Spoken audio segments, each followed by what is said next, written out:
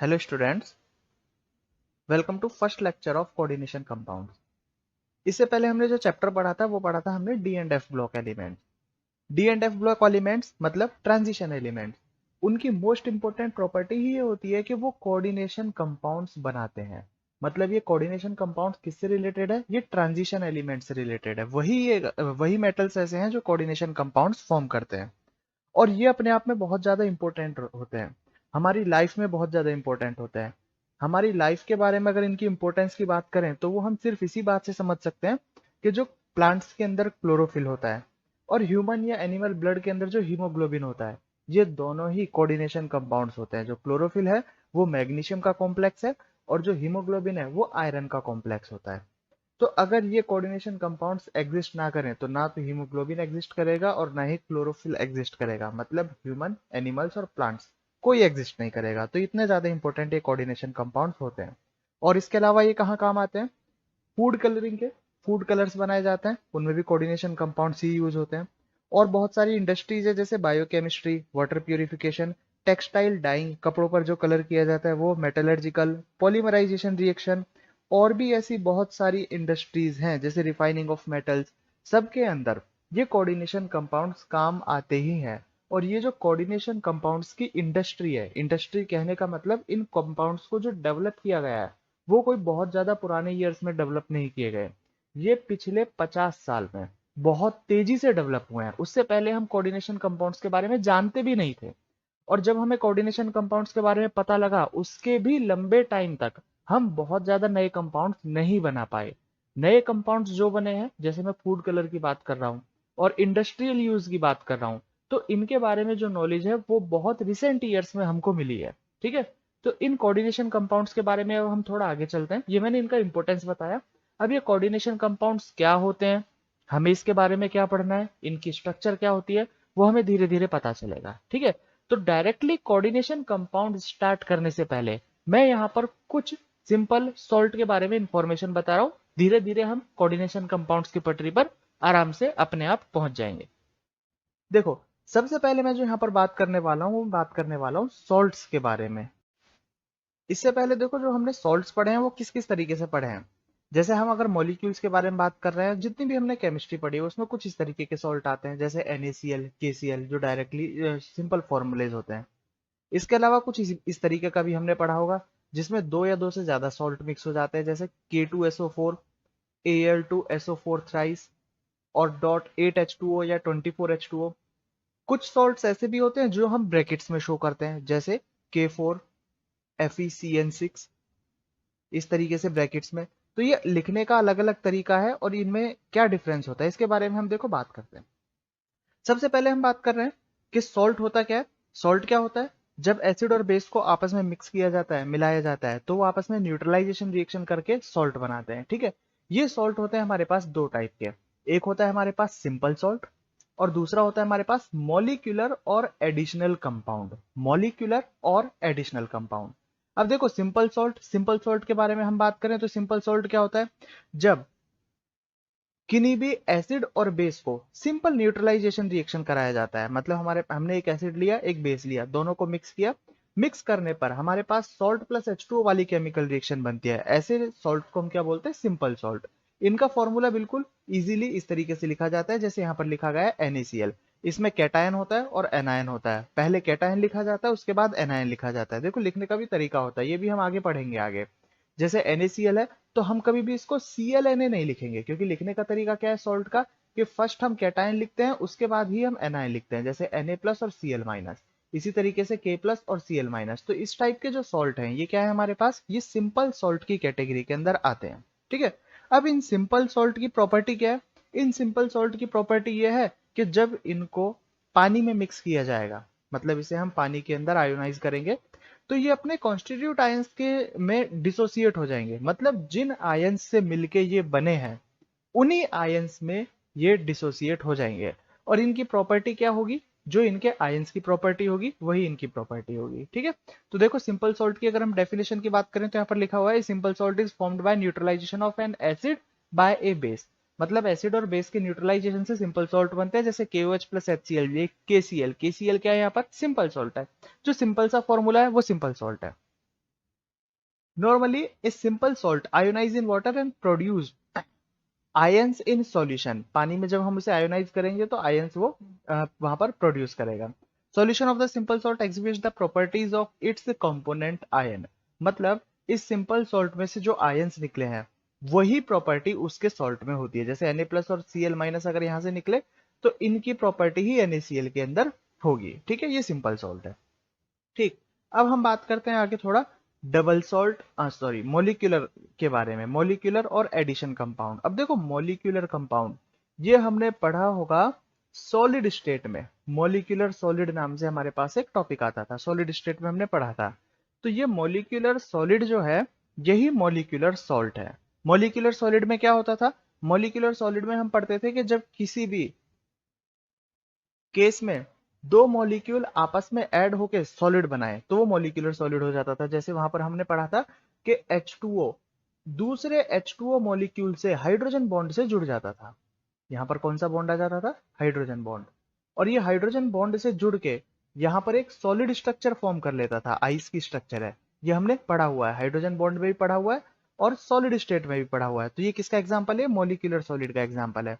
इसी तरीके से अगर दो या दो से ज्यादा सॉल्ट आपस में किसी फोर्स से जुड़ जाएं तो उस सॉल्ट को हम क्या बोलेंगे? डबल सॉल्ट बोलेंगे। देखो आया समझ में? मोलिकुलर सॉलिड का मोलिकुलर कंपाउंड्स का पहला एग्जांपल है हमारे पास डबल सॉल्ट।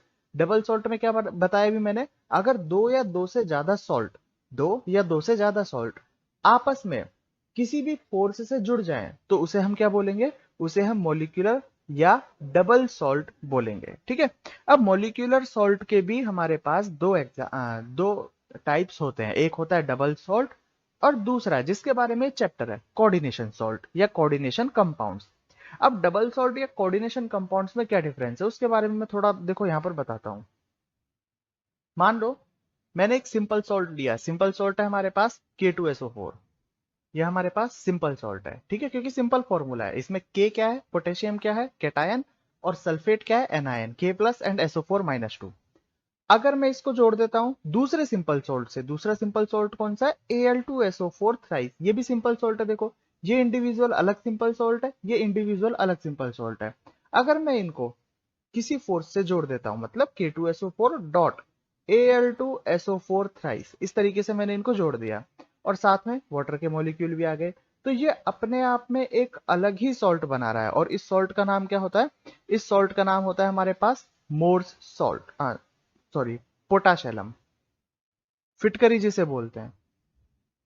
पानी को प्योरीफाई करने के काम आती है। जैसे मैंने बोला था कि वाटर प्योरीफिकेशन में भी काम आते हैं कोऑर्डिनेशन कॉम्प्लेक्स, तो ये भी हमारे पास जब पानी में डाले जाते हैं तो ये कोऑर्डिनेशन कॉम्प्लेक्स फॉर्म करके पानी को भी प्योरीफाई करने के काम आती है। तो ये देखो फिटकरी का फॉर्मूला है।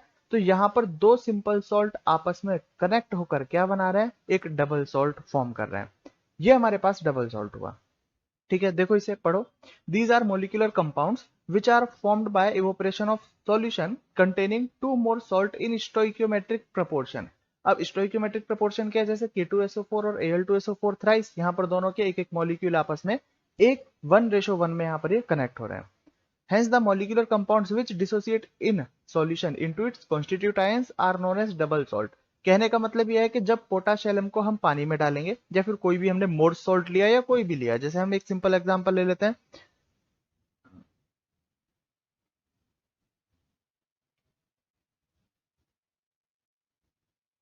इसमें से हम पानी हटा देते हैं क्योंकि पानी तो जब पानी में मिक्स किया जाएगा तो उसी फॉर्म में रहने वाला है, Al2SO4 ट्राई। अब इसमें देखो कौन कौन से आयन है, इसमें कौन कौन से आयन है? इसमें हमारे पास K2SO4 में K+, सल्फेट SO4-2, एल्यूमिनियम में Al+3 एंड ये सल्फेट यहां पर है ही।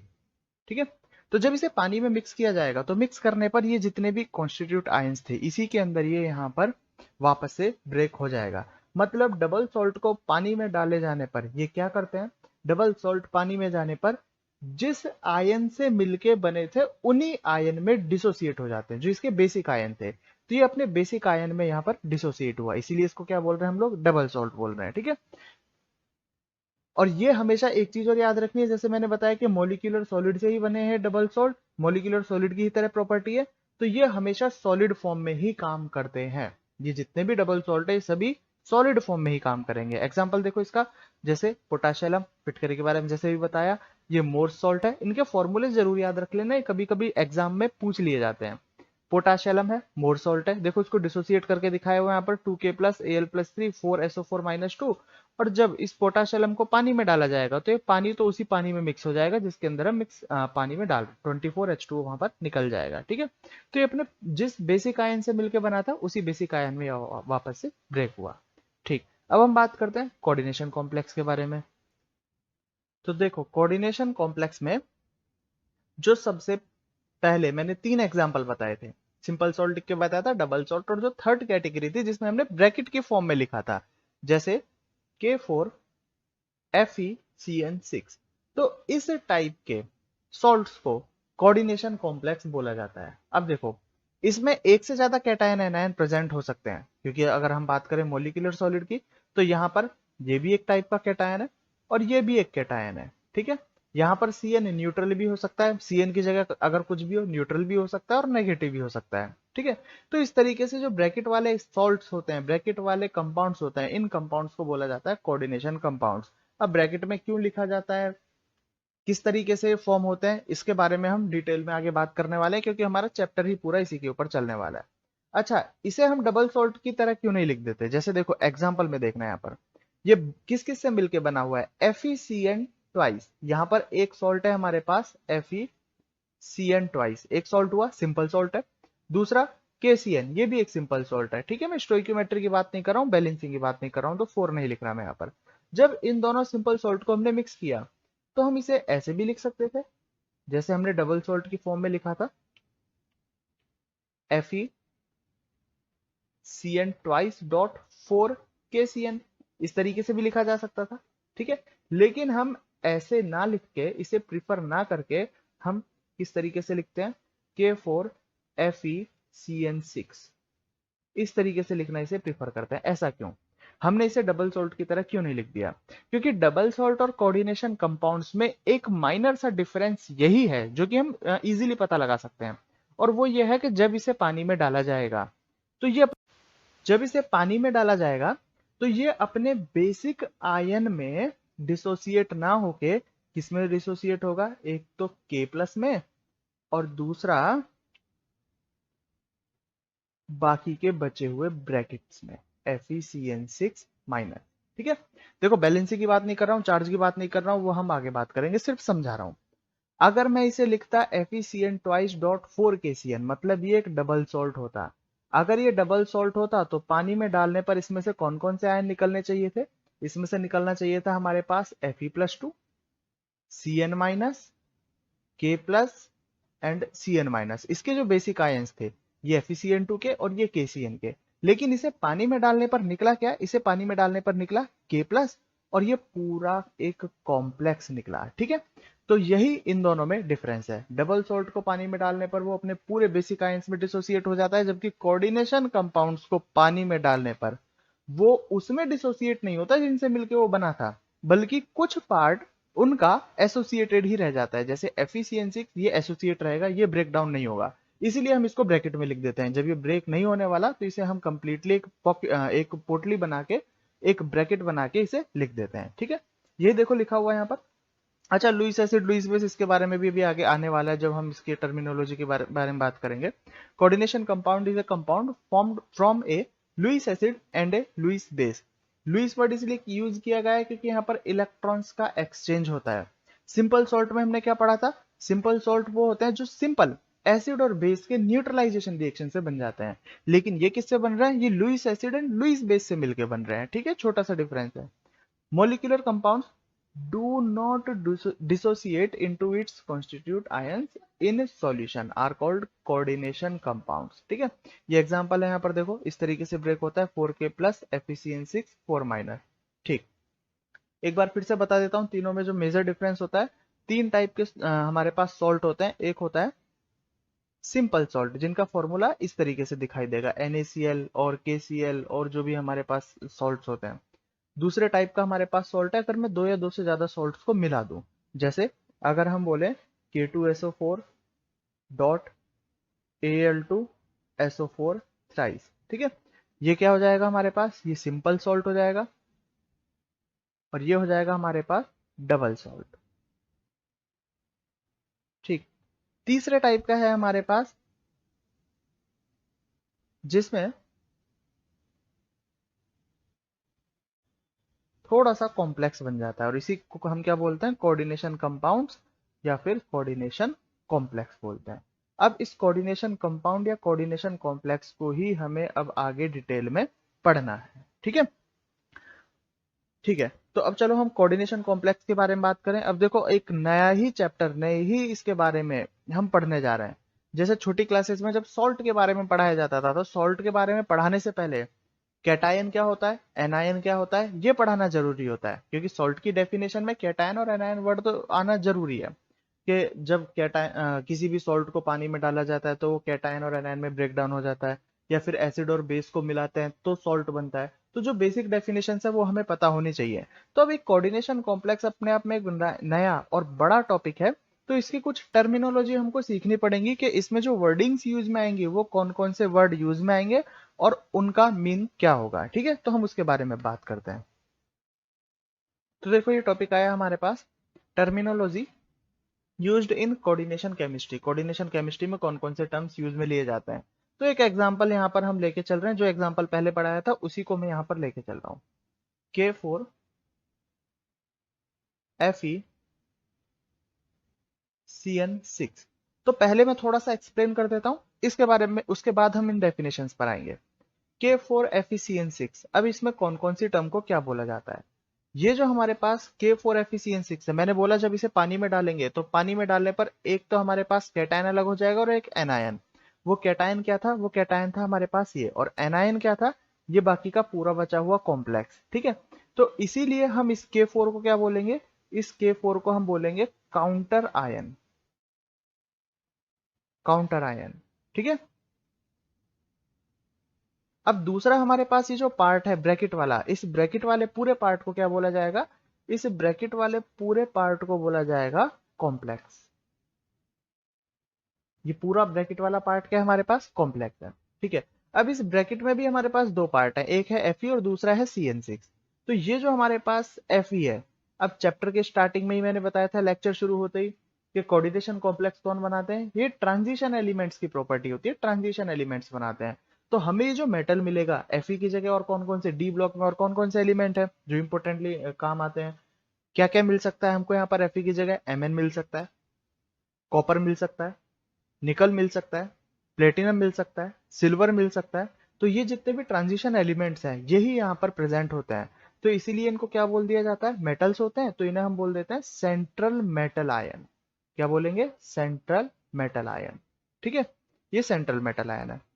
और ये जो बाकी का बचा हुआ पार्ट हुआ हमारे पास, अब यहाँ पर तो देखो सिर्फ एक CN है, CN के साथ में और भी बहुत चीजें हो सकती है, NH3 हो सकता है, H2O हो सकता है। मतलब यहाँ पर ये जो सिंगल स्पीशीज दिखाई दे रही है ये मल्टीपल स्पीशीज हो सकती है। तो सेंट्रल मेटल के अलावा इस कॉम्प्लेक्स में ब्रैकेट में जो भी प्रेजेंट होंगे उन सभी को हम बोलेंगे लिगेंड्स। बहुत इंपॉर्टेंट प्रॉपर्टी है ये, इन सबको क्या बोलेंगे, लिगेंड्स। और ये अपने आप में एक बहुत लेंथी टॉपिक भी है, लिगेंड्स। ठीक है, तो समझ में आया होगा। ब्रैकेट के बाहर जो आयन प्रेजेंट होगा उसे क्या बोलेंगे हम लोग, काउंटर आयन। ब्रैकेट के बाहर पूरे ब्रैकेट को बोला जाएगा कॉम्प्लेक्स। ठीक है, अब ये कॉम्प्लेक्स किससे मिलकर बना है, कॉम्प्लेक्स में दो ही टाइप की चीजें हैं। एक तो जो डी ब्लॉक वाला एलिमेंट होगा उसे हम क्या बोलेंगे, सेंट्रल मेटल आयन बोलेंगे। और उस डी ब्लॉक एलिमेंट वाले के अलावा बाकी का जो भी पार्ट बचा हुआ होगा वो क्या होगा हमारे पास, वो होगा हमारे पास लिगेंड्स। ठीक है।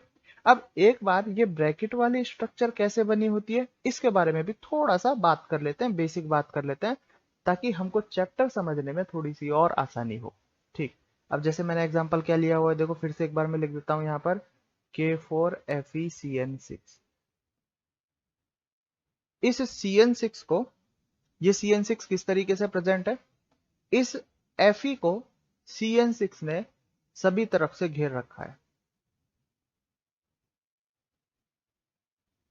जैसे डॉन को चारों तरफ से पुलिस घेर लेती है, ऐसे ही Fe को CN6 ने सभी तरफ से घेरा हुआ है। ठीक है। अब ट्रांजिशन एलिमेंट्स के बारे में हम बहुत डीप में बात कर चुके हैं डी एंड एफ ब्लॉक में, कि वहां पर जो भी बॉन्डिंग बनती है वो किस वजह से बनती है, क्योंकि उनका डी ऑर्बिटल फुलफिल्ड नहीं होता, उनका डी ऑर्बिटल खाली होता है। इनफैक्ट उनको ट्रांजिशन एलिमेंट इसलिए बोला जाता है क्योंकि उनका डी ब्लॉक खाली है और उसमें इलेक्ट्रॉन आ जा सकते हैं।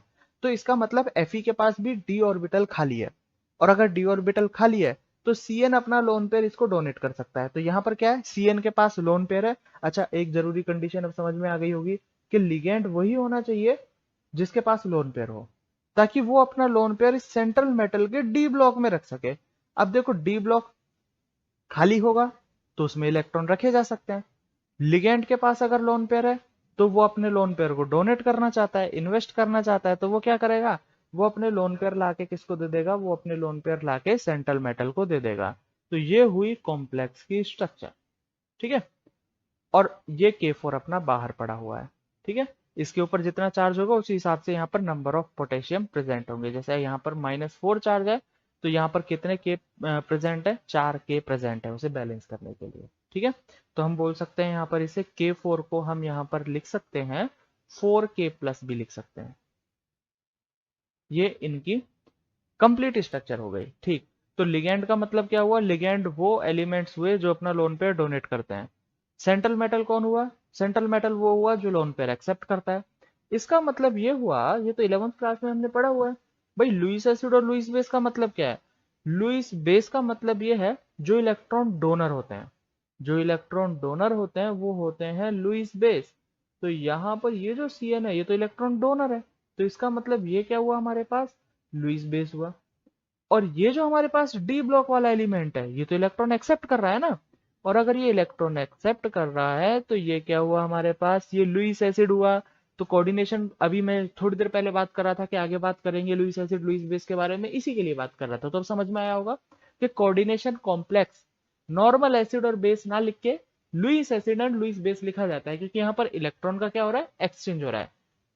अब ये इलेक्ट्रॉन का एक्सचेंज ही अपने आप में बहुत बड़ी बड़ी प्रॉपर्टियां बना देता है, और वो बड़ी बड़ी प्रॉपर्टीज जो बनेंगी वो हम आगे बात करेंगे। ठीक है, अभी सिर्फ इतना समझो कि लुईस एसिड और लुईस बेस यहाँ पर इस तरीके से फॉर्म होते हैं और इन्हीं की वजह से कोऑर्डिनेशन कॉम्प्लेक्स बनता है। ठीक, अब देखो, अब पहली हम टर्मिनोलॉजी के बारे में बात करें। पहली टर्मिनोलॉजी अब तो समझ में आ ही गया होगा इसीलिए, Lewis acid, all electron acceptors are Lewis acid. जो इलेक्ट्रॉन एक्सेप्टर होते हैं वो होते हैं लुईस एसिड। और यहाँ पर लुईस एसिड कौन है, यहाँ पर लुईस एसिड जो इलेक्ट्रॉन एक्सेप्ट करता हो वो है सेंट्रल मेटल आयन, मतलब कि Fe। Fe यहाँ पर इलेक्ट्रॉन एक्सेप्ट कर रहा है तो वो क्या है हमारे पास, लुईस एसिड। ठीक है, नेक्स्ट बात करें Lewis base. Lewis base, all electron donors are Lewis base. अब यहाँ पर इलेक्ट्रॉन डोनर कौन है, इलेक्ट्रॉन डोनर जो कि इलेक्ट्रॉन डोनेट कर रहा है, electron pair lone pair donate कर रहा है। और वो कौन है, वो है यहाँ पर लिगेंड्स।